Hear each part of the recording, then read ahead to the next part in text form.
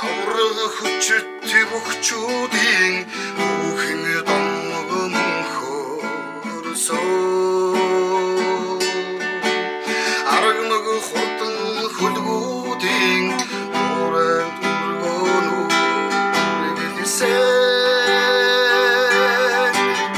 алдарт мэргэн харваачин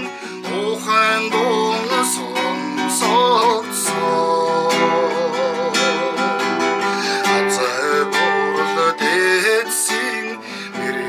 сургаалт гэсэн Апоныхан бэлчэрт гүмгэлж